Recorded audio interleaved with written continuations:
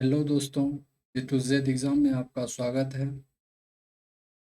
आज हम BSSC set 9 देखेंगे, जो बिहार एसएससी को देखते हुए ये सेट लाया गया है और ये अन्य एग्ज़ाम के लिए भी महत्वपूर्ण है।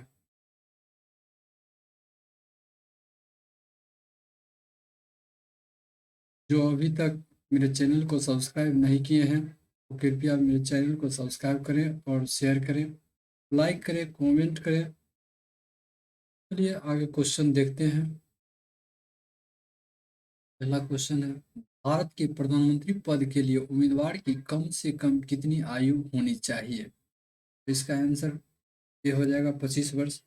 अतः प्रधानमंत्री के पद के लिए संविधान में अलग से योग्यता का कोई उल्लेख नहीं है। अनुच्छेद 75 के आधार पर राष्ट्रपति लोकसभा के बहुमत दल के नेता को राष्ट्रपति नियुक्त करता है। प्रधानमंत्री लोकसभा का सदस्य हो तो न्यूनतम उम्र 25 वर्ष और यदि राज्यसभा का सदस्य हो तो न्यूनतम उम्र 30 वर्ष होना चाहिए। सामान्यतः प्रधानमंत्री लोकसभा का सदस्य होता है, अतः न्यूनतम आयु 25 वर्ष तो लोकसभा का सदस्य बनने की योग्यता होती है। वही योग्यता प्रधानमंत्री के पद के लिए भी मान्य है। चलिए अगले क्वेश्चन देखते हैं। अच्छा, उच्च न्यायालय के मुख्य न्यायाधीश की नियुक्ति कौन करता है? उच्च न्यायालय की मुख्य न्यायाधीश की नियुक्ति राष्ट्रपति के द्वारा की जाती है। उच्च न्यायालय का मुख्य न्यायाधीश सहित सभी न्यायाधीश को राष्ट्रपति नियुक्त करते हैं। अनुच्छेद 217 के आधार पर न्यायाधीशों की नियुक्ति होती है। मुख्य न्यायाधीश को नियुक्त करने के पूर्व राष्ट्रपति संबंधित राज्य के राज्यपाल से परामर्श करते हैं। सर्वोच्च न्यायालय का मुख्य न्यायाधीश के नेतृत्व में गठित कोलेजियम के सिफारिश से राष्ट्रपति न्यायाधीश की नियुक्ति करते हैं। अगले क्वेश्चन देखते हैं। तथा निम्नलिखित में से गुप्त वंश का वह कौन राजा था जिसने हुनों को भारत पर आक्रमण करने से रोका था? तो ये स्कंदगुप्त हो जाएगा। पता है, कुमारगुप्त की मृत्यु के बाद मगध सिंहासन पर स्कंदगुप्त आसीन हुआ। यह गुप्त वंश का अंतिम योग्य सम्राट था। इसका शासनकाल 455 से 467 ईस्वी तक था। इन्होंने हुनों का मुकाबला बुद्धिमानी तथा वीरता पूर्वक किया। हुनों को परास्त कर विक्रमादित्य की उपाधि धारण किया। अगले क्वेश्चन देखते हैं। भारत के भारत में सबसे अधिक किस प्रकार की मिट्टी मिट्टी पाई जाती है? भारत में सर्वाधिक एलुवियल मिट्टी पाई जाती है। एलुवियल मिट्टी जलोढ़ मिट्टी को कहा जाता है, जो लगभग भारत में 22% क्षेत्रफल पर पाई जाती है। भारत का संपूर्ण उत्तरी मैदान तटीय मैदान जलोढ़ मिट्टी का बना है। यह नदियों द्वारा लाई गई मिट्टी है। इस मिट्टी में पोटास की बहुलता होती है, परंतु नाइट्रोजन, फास्फोरस, ह्यूमस की कमी होती है। यह भारत की सबसे उपजाऊ मिट्टी है। चलिए अगला क्वेश्चन देखते हैं। तथा नाबार्ड का नाम क्या? नाबार्ड डैश का नाम है कृषि कृषि सहायता के लिए विशेषित बैंक को नाबार्ड कहा गया है। नाबार्ड का full form national bank for agriculture and rural development अर्थात कृषि सहायता के लिए बैंक। नाबार्ड की स्थापना शिवरमन समिति के सिफारिश से 1982 ईस्वी में हुई। यह कृषि क्षेत्र के विकास के लिए कृषि साख कृषि क्षेत्र में रोजगार उपलब्ध कराने के लिए ऋण उपलब्ध कराती है। अगले क्वेश्चन देखते हैं। पता है, निम्नलिखित में से कौन सा विषय संघ सूची से संबंधित है? संघ सूची से संबंधित है तो मछली उद्योग।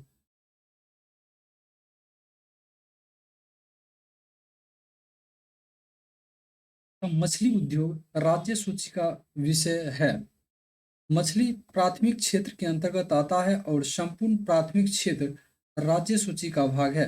प्राथमिक क्षेत्र के अंतर्गत कृषि, पशुपालन, मछली पालन, भेड़ पालन, रेलवे, बैंकिंग, सिक्का ढलाई इत्यादि संघ सूची का विषय है। संघ सूची में वर्तमान में 100 विषय जबकि मूल संविधान में 97 विषय थी। तो यहाँ पर लिखा हुआ संघ सूची में शामिल नहीं है, तो ये प्राथमिक मछली उद्योग प्राथमिक क्षेत्र के अंतर्गत आता है क्योंकि शामिल नहीं है, पूछा है।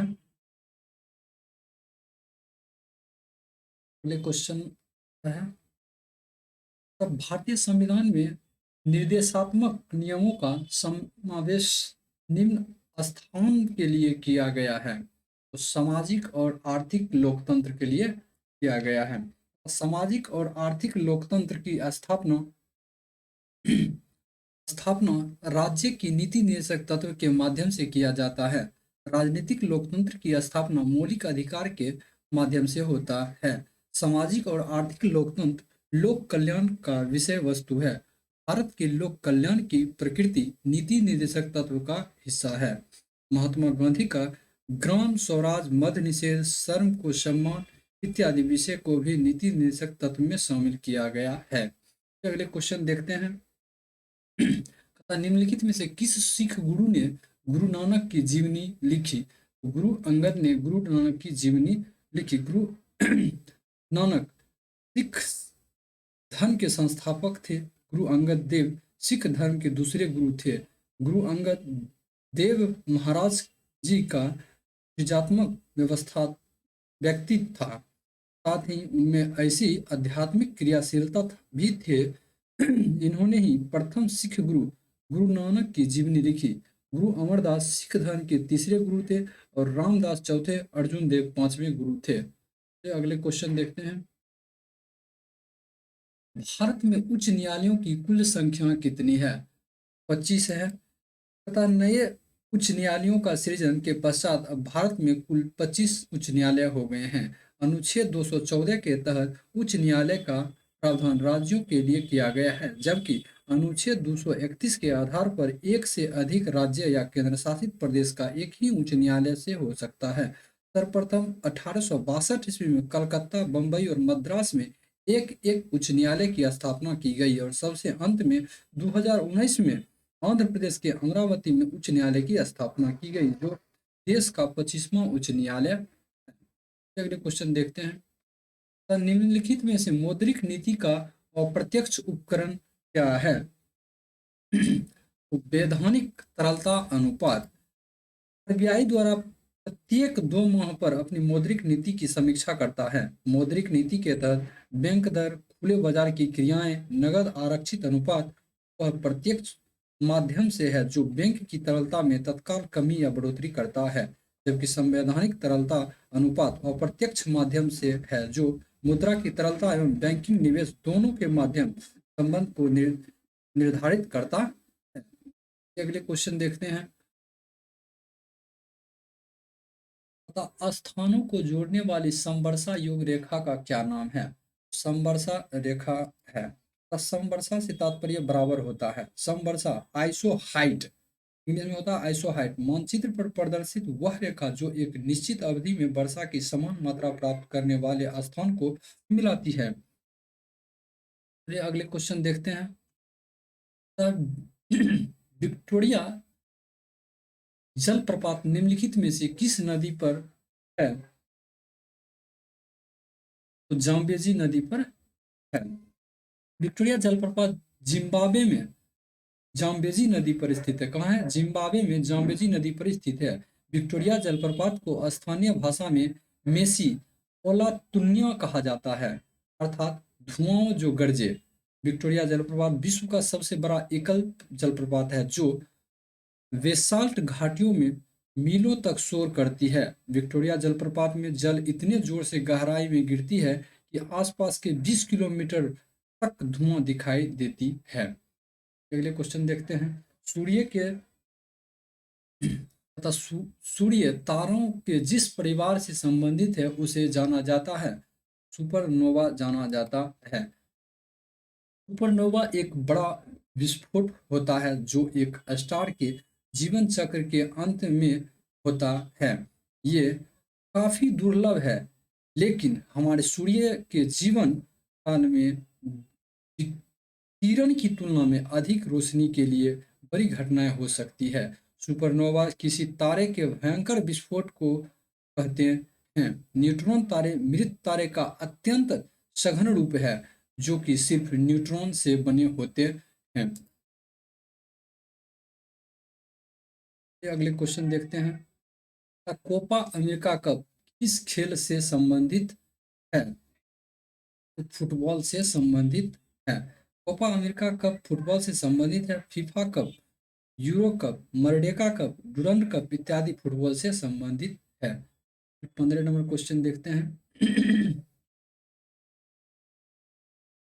तो निम्नलिखित में से ऐसे कौन से राष्ट्रपति थे जो all India railwaymen's federation से भी संबंधित थे? तो बीबी गिरी थे।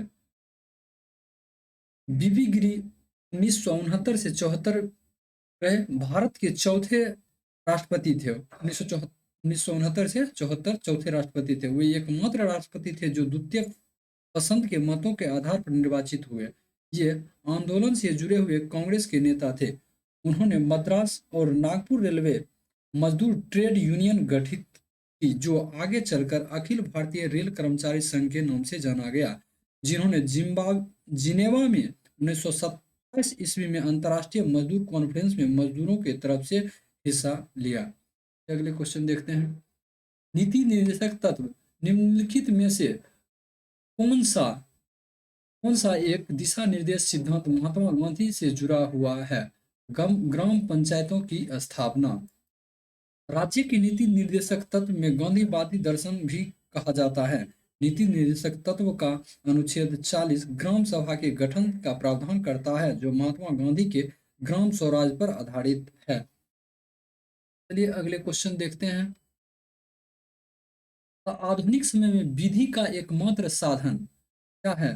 तो विधानमंडल। विधि का एकमात्र साधन विधानमंडल है। आधुनिक समय में विश्व को 2 देश को छोड़कर शेष सभी देशों में लिखित संविधान प्रणाली है। केवल इंग्लैंड और इजराइल 2 देश जहां संविधान और लिखित संविधान का अंग है। भारत लोकतांत्रिक संसदीय प्रणाली वाला देश है, जहां संविधान सर्वोच्च है और विधि बनाने के लिए विधानमंडल, संसद और विधानमंडल का उत्तरदायी है। अगले क्वेश्चन देखते हैं। पता है निम्नलिखित में से किस राज्य की सीमा चीन से जुड़ी हुई है? तो अरुणाचल प्रदेश की सीमा चीन से जुड़ी हुई है। भारत और चीन की सीमा रेखा की लंबाई 3488 किलोमीटर है। चीन की सीमा जम्मू कश्मीर, तो अभी हो गया लद्दाख, हिमाचल प्रदेश, उत्तराखंड, सिक्किम, अरुणाचल प्रदेश से मिलती है। म्यांमार की सीमा नागालैंड, मणिपुर से मिलती है। अगले क्वेश्चन देखते हैं। पता है मैंग्रोव किसे कहा जाता? लवण कच्छ के एक प्राकृतिक वन को मैंग्रोव कहा जाता है। मैंग्रोव वन का एक प्रकार है जो लवण वाले क्षेत्र या डेल्टाई क्षेत्र में पाए जाते हैं। साथ ही मैंग्रोव एक प्रकार की वनस्पति है जो खारे पानी में रहकर भी फलती फूलती है। मैंग्रोव शब्द पुर्तगाली के मैग्यून और अंग्रेजी के ग्रोव से मिलकर बना है, जिसका अर्थ होता है सामान्य से कम विकसित टिकने पेड़ पौधे का जंगल। मैंग्रोव के वृक्ष समुद्र तटीय के मुहाने और ज्वार से प्रभावित क्षेत्रों में पाए जाते हैं। ये समुद्र तट के लिए कवच का काम करते हैं। विश्व का सबसे बड़ा मैंग्रोव सुंदरवन का मैंग्रोव है। अगले क्वेश्चन देखते हैं।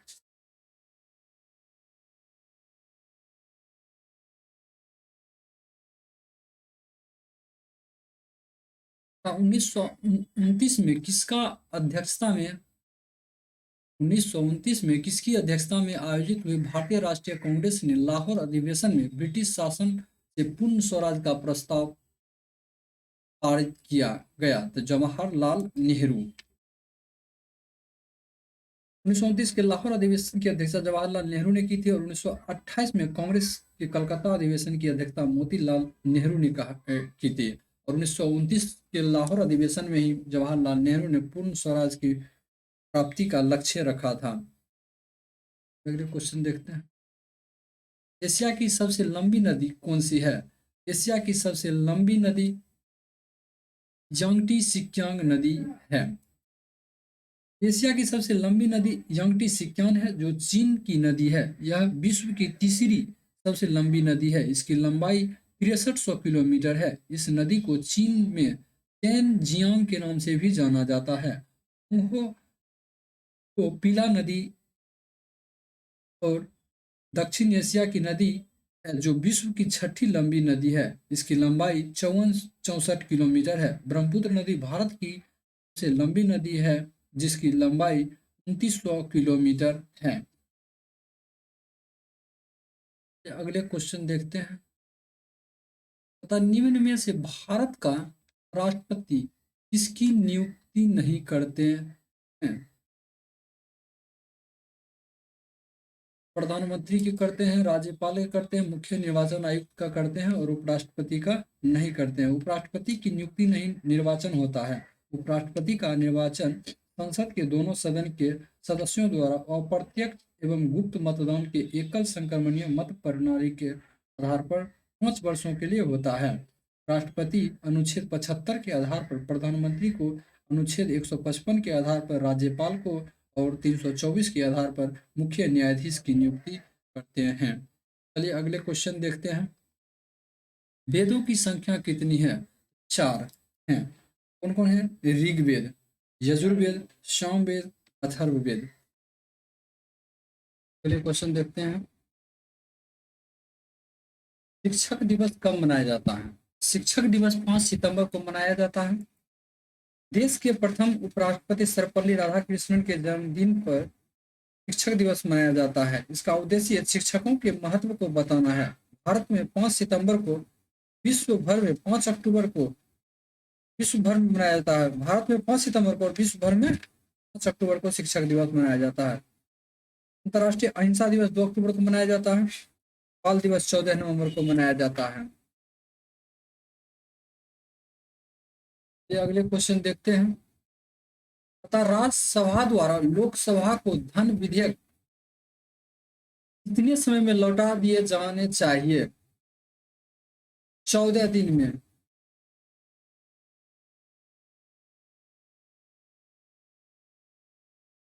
तथा अनुच्छेद 117 के आधार पर राष्ट्रपति की पूर्व अनुमति से धन विधेयक सर्वप्रथम लोकसभा में ही प्रस्तुत की जा सकती है। जब धन विधेयक को लोकसभा के बहुमत से पास हो जाती है तब विधेयक को राज्यसभा में भेजा जाता है। राज्यसभा उस विधेयक पर केवल सलाह या परामर्श ही दे सकता है और यदि 14 दिन के अंदर से वह वापस नहीं करता है तो वह धन विधेयक पास माना जाता है। अनुच्छेद 110 में धन विधेयक की परिभाषा किया गया है। चलिए अगले क्वेश्चन देखते हैं। 1857 की क्रांति निम्नलिखित में से किसे एक मित्र द्वारा धोखा मिला? ब्रिटिश द्वारा पकड़ा गया और उसे फांसी की सजा दिया गया, मार दिया गया। तो वो थे नाना साहब, सॉरी तात्या टोपे थे। तात्या टोपे 1857 की क्रांति के प्रमुख सेना नायक थे। उनकी भूमिका प्रेरणादायक और बेजोड़ थी। चलिए अगले क्वेश्चन देखते हैं। जंप वॉल शब्द किससे संबंधित है? वो बास्केटबॉल से संबंधित है। जंप बॉल बास्केटबॉल से संबंधित है। गार्ड, ड्रिबल, हैंड गोल इत्यादि बास्केटबॉल से संबंधित है। विलियम टॉड कप राष्ट्रीय पुरुष चैंपियन और वसाल ताज ट्रॉफी राष्ट्रीय महिला चैंपियनशिप तथा बीसी गुप्ता ट्रॉफी बास्केटबॉल से संबंधित है। तो अगले क्वेश्चन देखते हैं। ट्राई का विस्तार रूप क्या है? Telecom regulatory authority of India. भारतीय दूरसंचार विनियामक प्राधिकरण भारत में दूरसंचार पर नियंत्रण हेतु एक स्वायत्त निकाय प्राधिकरण है। इसकी गठन 1997 में किया गया। भारत का दूरसंचार नेटवर्क एशिया की उभरती अर्थव्यवस्था में दूसरा सबसे बड़ा और विश्व में तीसरा सबसे बड़ा नेटवर्क। ये अगले क्वेश्चन देखते हैं। 100 रुपये के नोट पर किसका हस्ताक्षर होता है? आरबीआई गवर्नर का होता है। 10 नवंबर 2016 को भारतीय रिजर्व बैंक ने महात्मा गांधी श्रृंखला के एक भाग के रूप में उपलब्ध एक नए पुनः निर्धारित 100 के नोट की घोषणा की। ये अगले क्वेश्चन देखते हैं। सबसे बड़ा तेल शोधक कारखाना कहाँ स्थित है? जामनगर, गुजरात में। जामनगर तेल शोधक कारखाना गुजरात में भारत में रिलायंस इंडस्ट्री लिमिटेड के स्वायत्त वाली एक निजी क्षेत्र की कच्चे तेल की सबसे बड़ी रिफाइनरी है। चलिए अगले क्वेश्चन देखते हैं। टाइगर वुड्स किस खेल से संबंधित है? टाइगर वुड्स गोल्फ खेल से संबंधित है। टाइगर वुड्स अमेरिका का प्रसिद्ध गोल्फ खिलाड़ी है। पंकज अडवाणी भारत के प्रसिद्ध स्नूकर खिलाड़ी तथा सानिया मिर्जा टेनिस खिलाड़ी। चलिए अगले क्वेश्चन देखते हैं। नर्मदा नदी का उद्गम स्थल कहाँ है? नर्मदा नदी का उद्गम स्थल अमरकंटक की पहाड़ी है। नर्मदा नदी विंध्याचल पर्वत श्रेणी में स्थित अमरकंटक नामक स्थान से निकलती है तथा 1312 किलोमीटर की दूरी तक यह खंभात की खाड़ी में गिरती है। यह डेल्टा के बजाय एस्चुरी का निर्माण करती है। चलिए अगले क्वेश्चन देखते हैं। 1916 में मद्रास में स्वशासन आंदोलन के प्रवर्तक कौन थे? Annie Besant. 1916 के में एनी बेसेंट ने मद्रास में राष्ट्रीय स्तर पर होम रूल लीग की शुरुआत की, जिसे स्वशासन आंदोलन भी कहा जाता है। 1916 ईस्वी में ही क्षेत्रीय स्तर पर बाल गंगाधर तिलक ने पुणे में होम रूल लीग की शुरुआत की। एनी बेसेंट की होम रूल लीग का सचिव जॉर्ज अरुंडले को बनाया गया। एनी बेसेंट ने अपनी समाचार पत्र कॉमनवेल्थ एवं न्यू इंडिया के माध्यम से स्वशासन की प्रचार की। ये अगले क्वेश्चन देखते हैं। किस संवैधानिक संशोधन में मूल अधिकार के ऊपर नीति निर्देशक सिद्धांत का आधिपत्य किया गया है? इस संवैधानिक संशोधन में मूल अधिकारों के ऊपर नीति निर्देशक सिद्धांत का आधिपत्य किया गया। तो 42वें संवैधानिक संशोधन 1976 के द्वारा किया गया। नीति निर्देशक तत्व को प्राथमिकता दी गई। अनुच्छेद 31 को जोड़कर यह प्रावधान किया गया कि नीति निर्देशक तत्व को प्रभावी करने के लिए मूलाधिकार में संशोधन किया जा सकता है। 25वां संवैधानिक संशोधन 1971 में संपत्ति के मूल अधिकार में कटौती। 40वां संवैधानिक संशोधन 1976 राज्य लोक सेवा आयोग का अध्यक्ष एवं सदस्य की सेवानिवृत्ति की आयु 60 से बढ़ाकर 62 वर्ष किया गया। और 44वां संवैधानिक संशोधन 1978 संपत्ति के अधिकार को मौलिक अधिकार के बजाय विधिक अधिकार में रखा गया। चलिए अगले क्वेश्चन देखते हैं। पता है किसी समय अवधि में सामान्यतः एक वर्ष के दौरान विभिन्न क्षेत्रों के द्वारा कुल उत्पादित वस्तुओं एवं दी गई सेवाओं का कुल योग क्या कहलाता है? तो राष्ट्रीय उत्पाद कहलाता है। राष्ट्रीय उत्पाद को जीडीपी भी कहा जाता है। एक वित्त वर्ष में देश की भौगोलिक सीमा के अंदर उत्पादित सभी अंतिम वस्तुएं एवं सेवाओं का मौद्रिक मूल्य को जीडीपी कहा जाता है। किसी भी देश की राष्ट्रीय आय की मापन में इस विधि को प्रयोग में लाया जाता है।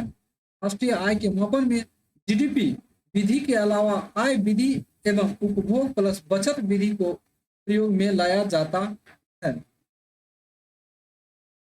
दलदली एवं भूमध्य रेखीय उष्ण आर्द्रता वाली वनस्पति को किस वर्ग में रखा गया है?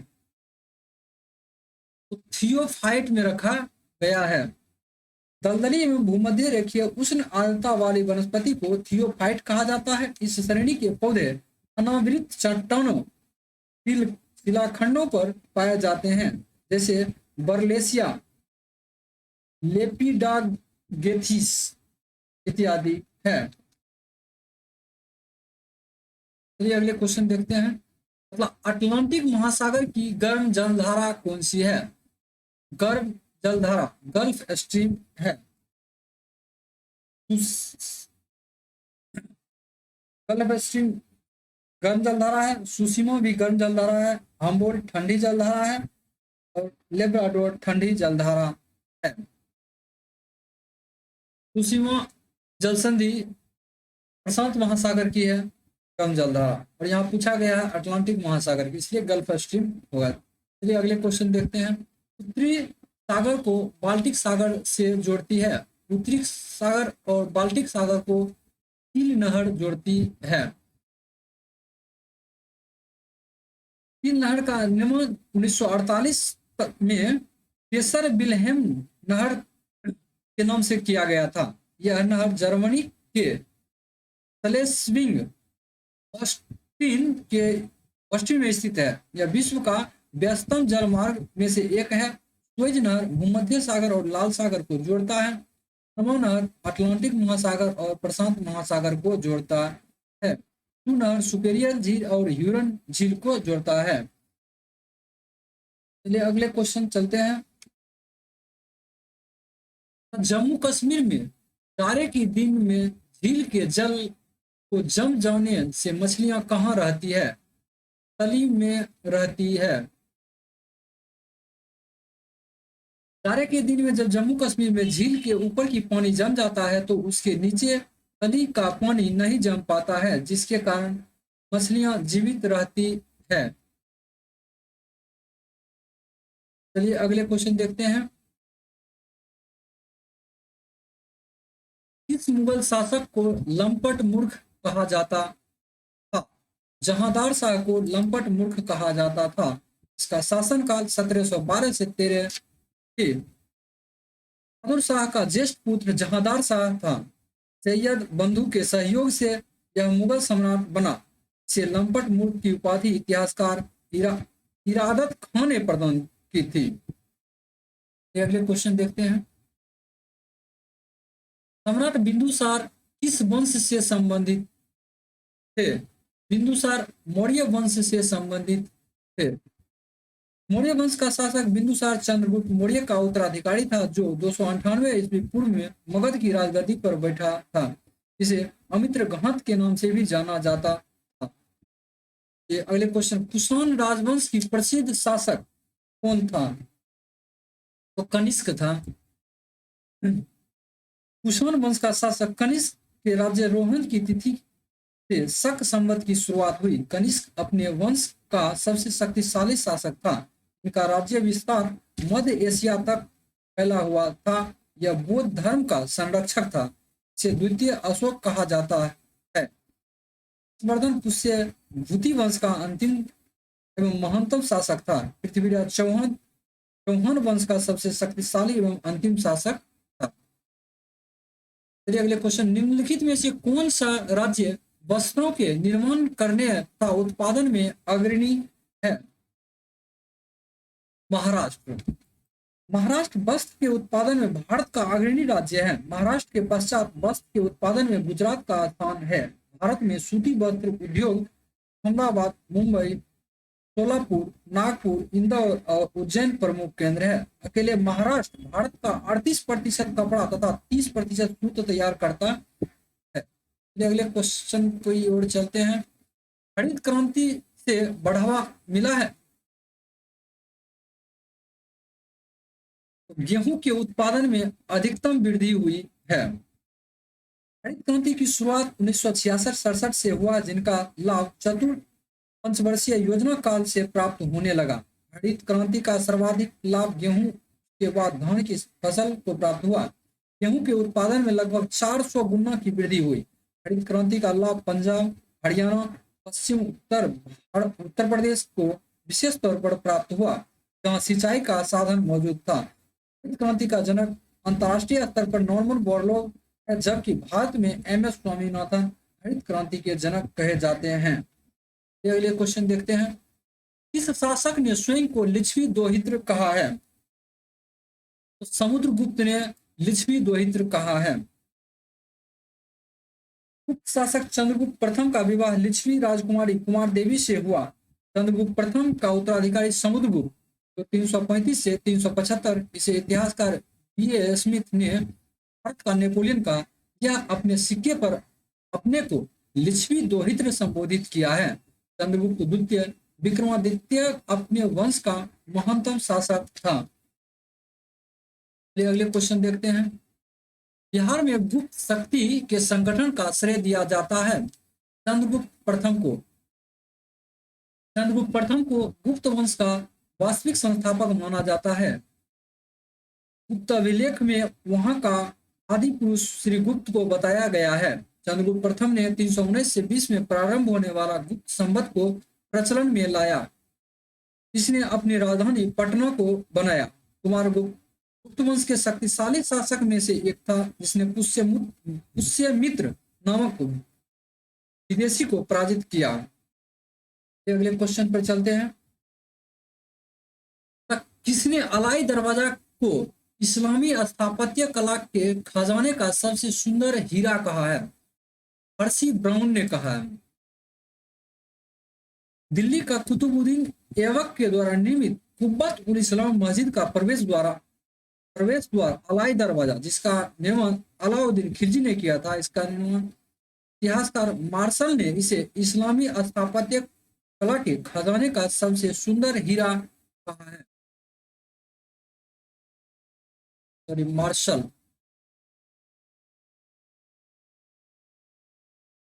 अगले क्वेश्चन देखते हैं। चंपारण प्रसिद्ध है एक आंदोलन के कारण जिसका संबंध है। चंपारण महात्मा गांधी से संबंधित है। चंपारण के नील किशन राजकुमार शुक्ल के निमंत्रण पर महात्मा गांधी 16 अप्रैल 1917 को अपने सहयोगियों के साथ मोतिहारी पहुंचे। इसके पूर्व गांधी जी तिरहुत मंडल के आयुक्त एलएफ मार्शल से 13 अप्रैल को मिले। मार्शल ने गांधी जी को अविलंब तिरहुत छोड़ने को कहा, जहां निषेधात्मक उल्लंघन के आरोप में गांधी जी पर मोतिहारी में मुकदमा चलाया गया। अगले क्वेश्चन। चंपारण सत्याग्रह के दौरान गांधी जी पर मुकदमा चलाया गया कहां? तो मोतिहारी में चलाया गया। गांधी जी का चंपारण आंदोलन किस लिए था? नील की खेती करवाने की समस्या के समाधान के लिए।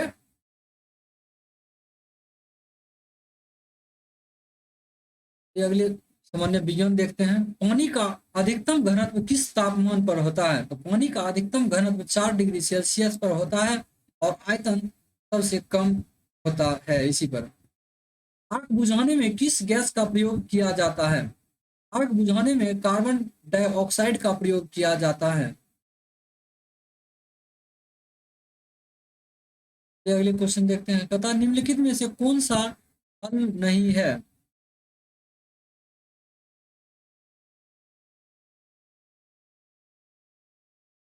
तो इसका आंसर चिलकोजा हो जाएगा, क्योंकि ये सभी फ्रूट है। ये ड्राई फ्रूट है। ये सभी फल है और ये चिलकोजा एक ड्राई फ्रूट है। चिलकोजा को एक पौष्टिक आहार भी माना जाता है। इसका वानस्पतिक नाम पाइन्स जिराडियाना है। पाइन्स जिराडियाना चिलकोजा का।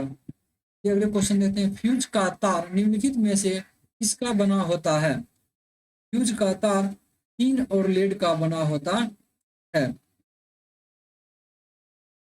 अगले क्वेश्चन देखते हैं। निम्नलिखित में से कौन सी गैस चांदी का सतह को काला कर देता है? हाइड्रोजन सल्फाइड चांदी के सतह को काला कर देता है। दूध खट्टा होने का क्या कारण है? इसमें लैक्टिक अम्ल बनने के कारण दूध खट्टा होने लगता है। घेघा किस ग्रंथि के बढ़ने से होता है?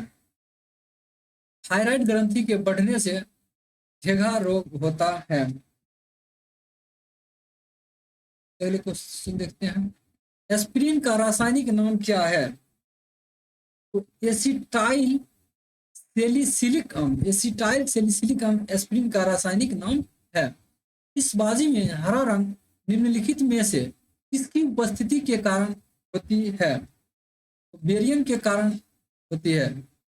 प्रिज्म के लिए अधिकतम विचलन कोण किस रंग की किरण से होगी? बैगनी रंग की होगी। लाल की सबसे कम होगी। डायनेमो क्या परिवर्तित करता है? डायनेमो यांत्रिक ऊर्जा को विद्युत ऊर्जा में परिवर्तित करती है। तथा चौराहे पर मुड़ते समय साइकिल सवार केंद्र की ओर कौन सा बल लगता है? तो अभिकेंद्रीय बल लगता है। अंतरिक्ष यात्रियों को आकाश किस रंग का दिखाई देता है? दिखाई देता है। शरीर में मास्टर ग्रंथि किसे कहा जाता है? पिट्यूटरी ग्रंथि को मास्टर ग्रंथि कहा जाता है। इस हार्मोन द्वारा हृदय स्पंदन तथा रुधिर दाब बढ़ जाते हैं। तो एड्रिनल ग्रंथि एड्रेनलिन हार्मोन की वजह से रुधिर का दाब बढ़ जाता है। न्यूमेटिक हड्डी एक अभिलक्षण है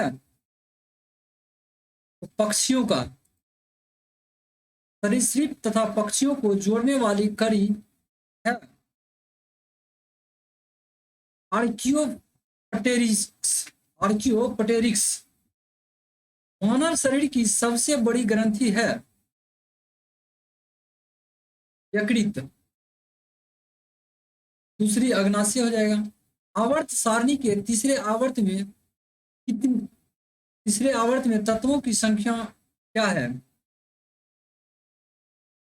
तो 8 है। तथा निम्नलिखित में से कौन सी डीएनए के न्यूक्लियोटाइड का भाग नहीं है?